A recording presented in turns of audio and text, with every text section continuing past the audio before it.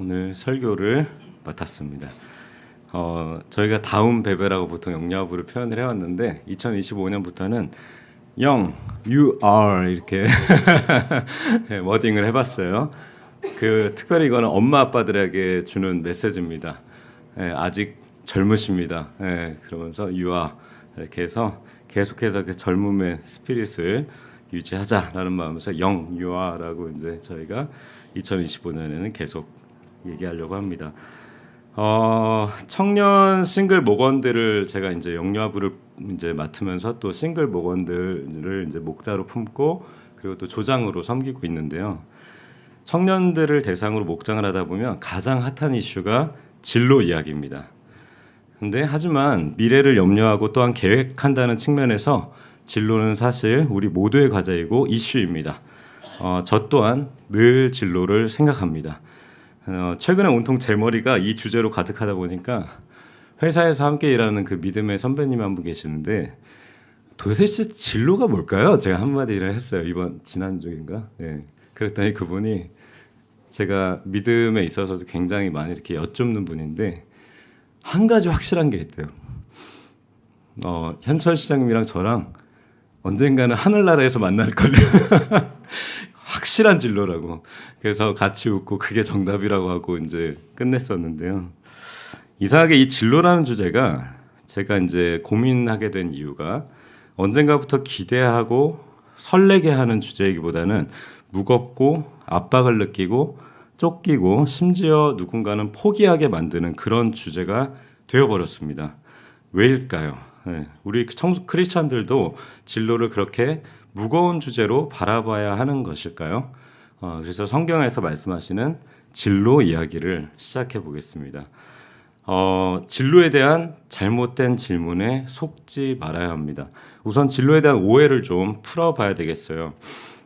사탄은 태초부터 인간을 잘못된 질문을 던져서 유혹하고 죄에 빠뜨려 자신의 노예로 삼았습니다. 창세기 3장 1절에 보면요.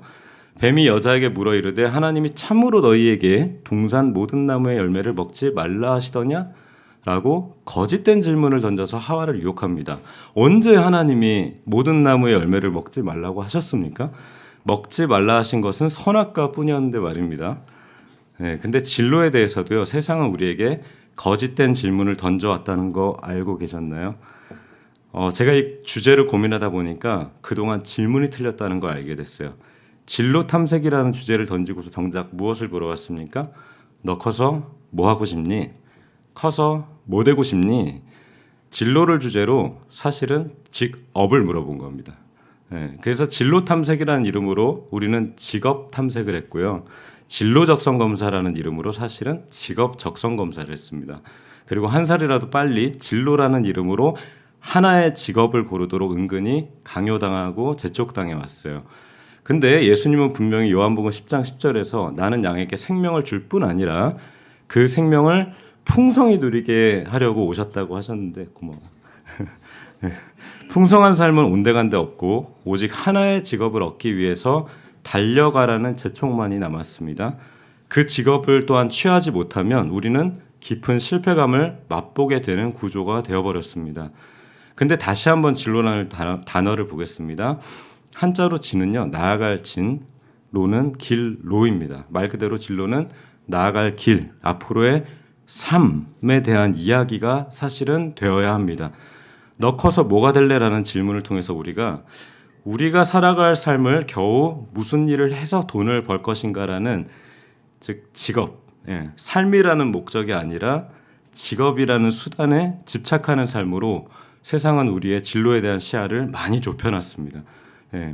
그리고 좋고 나쁜 진로는 좋고 나쁜 직업으로 평가되고 그 기준은 철저히 돈을 많이 버냐 적게 버느냐에 의해서 좌우됩니다. 결과적으로 우리는 삶의 가치를 돈에 의해서 판단받는 구조 속에 어느새 놓여 있게 된 겁니다. 삶을 위한 직업이 아니라 직업을 위한 삶이 되어버리면 직업이 뜻대로 안 되면 삶이 같이 무너지지만 삶 속에 직업을 품고 있으면 그 직업은 삶의 여러 요소 중에 하나일 뿐이기 때문에 우리는 흔들리지 않을 수 있습니다. 진로는 직업이 아니라 사실 삶에 대한 이야기가 되어야 됩니다. 성경은 끊임없이 수단이 아닌 목적으로서의 삶, 그리고 이 땅 이후 영생까지를 품는 삶과 그것을 풍성하게 살아내는 길을 말씀하고 있습니다. 우리는 잘못된 질문에 속지 말아야 합니다. 두 번째요. 사람은 자기의 길을 알 수 없습니다. 성경에서 명확히 말씀하십니다. 잠언 20장 24절에서 사람의 걸음은 여호와께서 인도하시니 사람이 어떻게 자기 길을 알 수 있겠는가? 이게 무슨 뜻일까요? 사람은요, 자기 길을 한 치 앞도 알 수 없다고 성경에서 명확하게 말씀하고 있습니다. 예. 제가 2022년 12월 말에 10년을 넘게 다닌 회사를 퇴사하고요. 사실 작년 1월부터 6월까지 저는 사업을 꿈꾸는 마음으로 그래, 사업을 하기 전에 세계 최고를 배워야지. 그러고서 세계 최고 기업의 고객 접점 지식을 배우겠다고, 물론 돈도 좀 벌어야 됐어요. 그래서 맥도날드에서 작년 1월부터 6월까지 열심히 햄버거를 만들면서 세계 최고 수준의 프로세스를 탐구하고 있었습니다. 그러던 어느 날 영유아부 말씀맨을 마치고 교회에 있는데 목사님이 옥상으로 따라오라고 하셨습니다. 실제로 옥상에 함께 올라갔어요. 마침 신학 공부를 5학기를 마친 상태였습니다. 영유아부 전도사님 필리핀에 선교사로 가시니 7월부터 영유아부 전도사를 해달라고 하시는 겁니다. 그렇게 저는 영유아부에서 우리 소중한 아기들의 생애 첫 말씀 선생님이 되고 아빠 엄마로 이제 막 태어나신 부모님들께 성경적인 자녀 양육을 가르쳐드릴 수 있는 큰 특권을 누리게 됐습니다. 근데요, 또 얼마 안 있어서 퇴사했던 회사로부터 멈춰있던 RFID라는 프로젝트에 다시 투자하기로 했으니까 돌아와서 프로젝트 PM을 다시 맡아달라는 부탁을 받게 되어가지고 저도 사실 그 과업이 마음속에 미완의 어떤 숙제처럼 늘 마음속에 있었던지라 작년 8월부터는 본의 아니게 전도사와 회사 프로젝트 PM 투잡을 뛰고 있습니다. 이게 제가 계획해서 된 일이겠습니까? 예, 제가 알긴 했겠습니까? 사람은요, 절대로 자기 앞길을 한 치 앞도 알 수 없는데 문제는 자꾸 그걸 확실히 알고 싶어 하니까 그래서 사실은 진로라는 주제가 힘이 드는 겁니다. 예, 분명히 성경에서 알 수 없다고 했는데 계획을 하고 기대하는 거는 좋은데 너무 확실히 알려고 하다 보니까 그게 그렇게 고통스러운 주제가 되는 겁니다. 자, 이제 다음 주제로 또 넘어가 볼게요. 누구와 함께 가느냐가 사실은 진로의 첫 번째 질문이 되어야 합니다. 진로를 얘기하다 보면 이게 길을 얘기하다 보니까 어디로 가야 할지, 그리고 그 길을 얼마나 빨리 가야 할지를 우리가 자꾸 생각하게 됩니다. 방향과 속도죠. 하지만 오늘 저는 진로에 대해서 가장 중요하고 첫째 되어야 하는 질문을 드리고 싶습니다. 어디로 가야 하는가, 얼마나 빨리 가야 하는가보다 더 중요한 1번 질문은 누구와 함께 가는가입니다. 영유아부 아기들은 확실히 알아요. 예. 자기 옆에 부모님이 계시지 않으면 세상이 끝났다는 것을요. 엄마 아빠가 없으면 세상 끝난 것처럼 울다가도 엄마 아빠가 옆에 있으면 세상을 다 가진 평안한 미소를 짓습니다. 진로는요, 누구와 손을 잡고 있는가가 핵심입니다. 그것이 출발입니다. 만약 요셉에게 어디로 가고 있고 얼마나 빨리 가고 있느냐가 진로의 척도였다면 보디발의 종이 된 요셉, 감옥에 갇힌 요셉은 완전히 망한 진로, 완전히 망한 인생이었습니다. 하지만 성경의 초점은 거기에 있지 않습니다. 미가서 6장 8절, 요거는 같이 한번 읽어볼게요. 영어 빼고 시작. 사람아, 주께서 선한 것이 무엇임을 내게 보이셨나니 여호와께서 내게 구하시는 것은 오직 정의를 행하며 인자를 사랑하며 겸손하게 내 하나님과 함께 행하는 것이 아니냐. 네, 미가서 6장 8절 말씀입니다. 저는 이런 질문을 던져봤어요. 요셉이 혹 감옥에서 생을 마감했다고 하더라도, 네, 우리가 보통 총리가 됐기 때문에 요셉에게 자꾸 주목을 하는데요. 다른 질문을 던져볼게요. 요셉이 만약에 감옥에서 풀려나지 못하고 거기서 생을 마감했다고 하더라도 선한 것, 아까 성경에 진짜로 what is good이라고 나오거든요. 우리의 최종 평가자가 되시는 하나님께서 너 잘했어 라고 평가하시는 그것은 무엇인가 하면 내가 잘했다고 평가하는 것은 나와 함께 행하는 거야 라고 하신 그 하나님께서는요, 감옥에서 요셉이 끝났다고 해도 요셉에게 성공한 삶을 살았다고 칭찬하셨을 겁니다. 네. 형들을 만났을 때 했던 요셉의 고백이에요. 하나님이 생명을 구원하시려고 나를 당신들보다 먼저 보내셨나이다. 요셉은 자신을 이끄시는 하나님과 늘 함께했습니다. 요셉의 초점은 어디를 가야 할지, 얼마나 빨리 가야 할지가 아니라 누구와 함께 하느냐에 있었음을 우리는 알 수 있습니다. 진로의 핵심은 하나님과 함께 행하는 것이고 그것으로부터 시작되어야 합니다. 오늘 핵심 구절인데요. 같이 또 읽겠습니다. 시작. 너는 마음을 다하여 여호와를 의뢰하고 내 명철을 의지하지 말라. 너는 범사의 그를 인정하라. 그리하면 내 길을 지도하시리라. 하나님께 꼭 붙어서 그분께 의뢰하고 모든 일에 그분을 인정하면 그분이 지도하신답니다. 그리고 예수님은 뭐라고 하셨죠? 예수께서 이르시되 내가 곧 길, 진리요 생명이니 나로 말미암지 않고는 아버지께로 올 자가 없느니라. 길을 염려하고 길을 고민하는 사람들에게 예수님이 답을 딱 내려버리십니다. 내가 길이야. 고민하지 마. 내가 길이야. 나아갈 길을 찾아 헤매는 우리에게 예수님은 내가 바로 그 길이라고 하십니다. 성경의 대부분의 인물들은 한 치 앞도 모르고 다만 하나님의 인도하심을 신뢰하고 한 걸음 한 걸음 주님과 함께 걸었습니다. 만나도 그렇죠. 내일 구할 양식을 염려하지 않고 매일 하루치를 거두게 하셨고요. 예수님도요. 저자 직강으로 내일 일은 내일 염려하고 일용할 양식을 위해서 기도하라고 하셨는데 도대체 누가 우리에게 우리 길을 멀리 정하고 비전을 설정하고 진로를 이렇게까지 고민하게 했을까요? 계획하고 꿈꾸는 것은 좋습니다. 하지만 그것이 첫 번째 고민이 돼서는 안 됩니다. 어디로 가야 할지 헤매는 우리에게 길 대신 예수님은 당신을 통해서 아버지께로 가라고 하십니다. 그리고 하나님을 찾는 자들에게는 상 주시겠다고 히브리서에서 약속하십니다. 아브라함도 그렇죠. 나아갈 길 몰라도 하나님께 행해야 한다는, 하나님과 함께 해야 하고 그분을 향해야 한다는 마음은 분명했습니다. 그래서 우상으로 가득 찼던 자기 고향을 떠났고 하나님은 그의 믿음을 의로 여기셨습니다. 자, 여기 계신 분들 중에서 저를 포함해서 하나님께서 당장 내일부터 집 밖으로 떠나라고 하시면 믿음으로 순종할 사람이 있을까요? 저도 쉽지 않습니다. 근데 믿음으로 아브라함은 부르심을 받았을 때 순종하여 장래의 유업으로 받을 땅에 나아갈새 갈 바를 알지 못했는데 나아갔습니다. 이게 지금의 우리가 진로를 대하는 것과 완전히 반대예요. 우리는 갈 바를 계산하고 알았을 때 나갑니다. 근데 어때요? 갈 바를 알지 못했으나 누가 옆에 계셨어요? 하나님이 계시니까 나갔어요. 완전히 반대입니다. 패러다임을 뒤집어 엎어야 됩니다. 진로를 계획하고 갈 바를 어떻게든 찾고 다음 스텝을 내딛겠다는 세상의 순서와는 정반대입니다.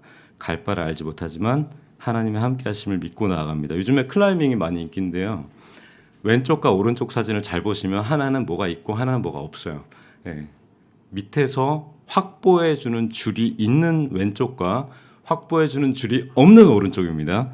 자, 보시면 벌써 상상이 되실 텐데요. 저게 한 15m 높이라고 해볼게요. 확보된 줄을 걸고 하는 사람에게 클라이밍은 모험이고 스포츠고 즐거운 일이지만 확보된 줄 없이 벽을 기어오르는 오른쪽 사람에게 클라이밍은 두려운 생존 게임이 됩니다. 누구와 함께 하느냐를 먼저 고민하고 하나님과 늘 함께하기로 결정한 사람이 진로를 바라보고 선택하는 그 모습은 왼쪽이라면 내 길을 찾느라 주님은 안중에도 없이 어디로 갈지 헤매는 사람이 바로 오른쪽과 같습니다. 똑같이 다음 스텝을 고민하지만 왼쪽은 기대함 가운데 할 수 있지만 오른쪽은 두려움 가운데 합니다. 정확히 그 차이입니다. 확보된 줄이 있느냐 없느냐, 확보된 하나님이 옆에 계시느냐 안 계시느냐가 우리가 다음 스텝을 내딛는 첫 번째 질문, 첫 번째 포인트가 되어야 합니다.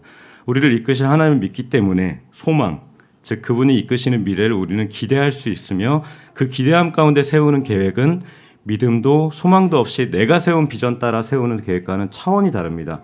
하나님과 함께하는 가운데 어디로 갈지에 대한 고민이 따라와야 합니다. 하나님과 함께하는 것이 우선이고 그리고 어디를 갈지를 기대함 가운데 계획하는 겁니다. 근데요, 제가 사실은 여기서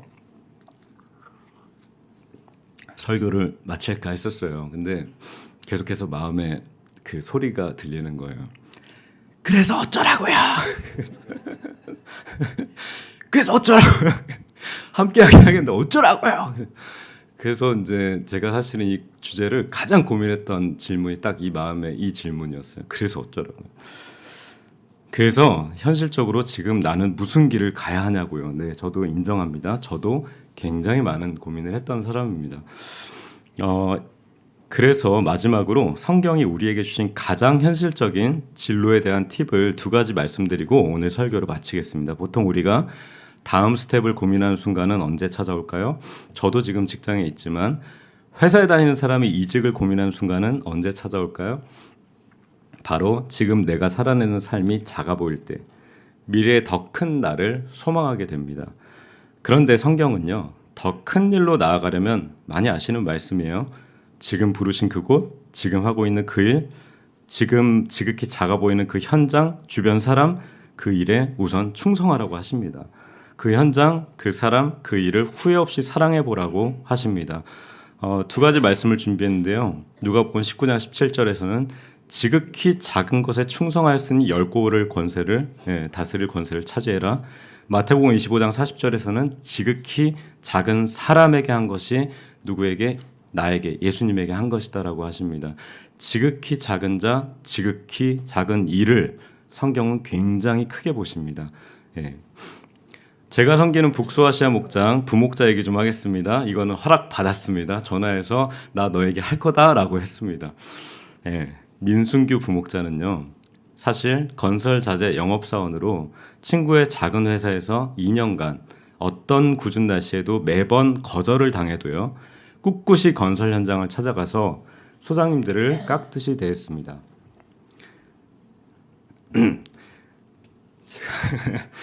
네, 거래가 성사되기보다는 문전박대 당하는 일이 압도적으로 많았지만 제가 알기로 순규 부목자의 태도에는 흐트러짐이 없었습니다.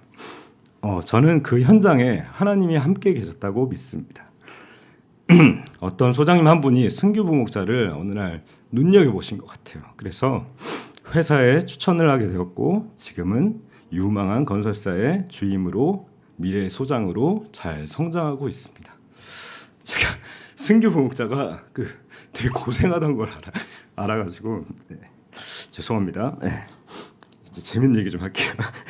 저는요 맥도날드에서 일할 때 사실 그 다음에 무슨 일이 있을지 저는 알지 못했어요. 지금이야 RFID 프로젝트 PM이라고 하지만 맥도날드에서 사실 세계 최고로 배우겠다고 큰맘 먹고 갔지만 솔직히 고민되죠. 근데 일단 열심히 했어요. 일단 뭐라도 더 배우겠다고 엄청 열심히 일을 했습니다. 그래서 입사 3개월 차에 오늘 저기 햄버거 싸고 있는데 갑자기 그 부점장님이 저한테 오시더니 이렇게 카드를 하나 주더라고요. 그러면서 이달의 사원입니다 이러면서 이제 배지를 하나 주더라고요. 그래서 그때 이제 제가 그때 이제 가족을 책임져야 된다는 무게가 좀 셌나 봐요. 그래서 이제 그 배지를 달게 됐습니다. 그 후에 하나님께서 RFID를 다시 열어주시고 투자금을 다시 받게 하시고, 사실은 이 프로젝트가 제가 굉장히 끝을 보고 싶은 프로젝트였어요. 근데 그 회사에서 이제 두 가지가 끊기면 일을 못 하는데 돈과 사람이 끊기면 일을 못 합니다. 근데 회사에서 제가 진행하던 프로젝트를 이제 돈과 사람에 대한 투자를 멈추면서 사실상 제가 너무너무 이제 애정을 쏟았던 프로젝트가 멈추게 되면서 제가 회사를 잠시 이제 멈추게 됐던 건데 요때 딱 다시 길을 열어주시더라고요. 그래서 죄송합니다. 예. 그래서 지극히 작은 것에 충성할 때 그토록 원하는 큰 일도 맡기시는 것이 성경에서 말씀하시는 가장 현실적인 진로의 다음 단계로 나아가는 원리입니다. 죄송합니다. 제가 너무 그냥 순규 목자가 이렇게 추울 때 막 고생하던 게 막 생각이 나가지고 거기서 그냥 터져버렸네요. 네, 마지막입니다. 지금 어디 계십니까? 죄의 자리가 아니라면 그곳이 부르신 곳이고 그 일이 많은 경우에 부르신 일입니다. 죄가 아니라면요. 크리스천은 어디를 가나 태도의 승리자가 되어야 합니다. 누군가는 여러분을 지켜보고 있고 누구보다 하나님이 여러분을 보고 계십니다. 근데 이제 두 번째 이야기를 하고 마칠게요. 요것만 알면은 저기 위험할 수 있어요. 무조건 충성하라는 얘기만 하면 큰일 납니다. 왜냐하면 두 번째 이야기인데요. 요셉이 감옥에서 술 맡은 관원장이 복직할 때 가만히 있지 않았습니다. 요셉은 보디발의 아내의 모함으로 감옥에 갇힌 그의 억울한 사정을 여기 보면 뭐라고 했죠? 바로에게 꼭 제 이야기를 해주세요. 네. 그러니까 모함을 당해서 감옥에 갇힌 그의 억울한 사정을 봐달라고 부탁했습니다. 내가 지금 속한 곳이 불합리하고 주님은 분명히 나에게 풍성한 삶을 원하셨는데 내 삶이 풍성하지 않을 때도 그저 안주하고 충성만 하라는 얘기는 아닙니다. 저는 특별히 저희 목원들에게 이렇게 조언합니다. 너의 몸이나 마음이나 영혼이 선을 넘을 만큼 망가지지 않도록 선을 넘을 것처럼 느껴진다면 단호하게 그만두라고, 그것이 다음 스텝을 고민할 때라고 종종 목원들에게 얘기를 해줍니다. 나의 상황에 감사하고 충성하는 태도와 함께 주님이 내 삶에 기대하시는 풍성한 삶을 적극적으로 한편 추구하는 삶은 같이 갈 수 있고 같이 가야 합니다. 주님은 우리가 충성되길 원하심과 동시에 당신께서 너무 사랑하시는 아들, 딸들이 풍성한 삶을 또한 누리기를 원하시기 때문입니다. 오늘 말씀 정리하겠습니다. 우리는 잘못된 질문 속에 살았습니다.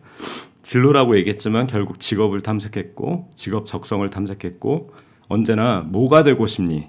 뭘 하고 싶니? 직업을 마치 우리가 나아갈 삶의 전부인 것처럼 착각하게 만드는 환경 속에 살았습니다. 그리고 그 직업이 얼마나 많은 돈을 버느냐 적게 버느냐에 따라서 우리의 삶이 가치 평가되는 그러한 환경 속에서 살았습니다. 성경은 그렇게 말씀하지 않습니다. 우리는 기본적으로 우리의 앞길을 스스로 알 수 없고 마음을 다하여 여호와를 의지할 때, 즉 그분을 먼저 찾을 때 주님께서 우리의 길을 지도하신다고 하셨습니다. 누구와 함께 가느냐가 진로의 첫 번째 질문이 되어야 합니다. 그리고 우리 각자를 부르신 곳에서 지극히 작은 것에 충성할 때 하나님은 다음 스텝에 큰 일을 분명히 맡겨주십니다. 다만 우리가 지금 하고 있는 일로 인해서 몸과 마음과 혹은 영혼이 피폐해지고 있다는 것을 느낀다면 더 풍성한 삶을 위하여 그 삶을 바꾸는 노력을 하는 것도 역시 우리에게는 진로에 있어서 중요합니다. 진로라는 주제를 고민할 때 여러분 적어도 예수님을 믿고 하나님을 믿는 우리는 주눅들지 않았으면 좋겠습니다. 우리는 하나님의 손을 잡고 있습니다. 엄마 아빠의 손을 잡은 아기가 세상 평안하듯이 우리는 평안한 가운데 그분이 이끄시기를 기대하는 가운데 계획하는 사람들입니다. 누구와 함께 있느냐가 진로의 핵심입니다. 네, 기도로 마무리하겠습니다. 하나님 아버지 감사합니다. 오늘 성경을 통해서 우리에게 말씀하시는 진로에 대한 이야기를 나누게 하시니 감사합니다. 너는 마음을 다하여 여호와를 의뢰하고 내 명철을 의지하지 말라. 너는 범사의 그를 인정하라. 그리하면 내 길을 지도하시리라고 하신 우리 주님. 손을 잡는 것이 우리 모든 진로의 시작이 되게 해주시길 기도합니다. 잠시만요. 네, 우리를 최선의 길로 인도하실 주님을 믿는 믿음 가운데 기대함으로 미래를 바라보게 해주시며 주님께서 이미 불러주신 지금의 장소와 지금의 주변 사람들과 우리가 맡고 있는 일들에 대해서 지극히 작은 것에도 충성함으로써 더 풍성한 삶을 그리고 더 큰 일을 맡기시는 주님을 신뢰함으로 나갈 수 있게 하여 주시옵소서. 또한 혹시나 지금 처한 곳에서 자신의 몸과 마음과 영혼이 상처받고 있고 괴롭힘 당하고 있다면 주님께서 또한 피할 길을 내어주시길 기도합니다. 우리의 선한 목자 되시는 하나님을 찬양합니다. 예수님의 이름으로 기도합니다. 아멘.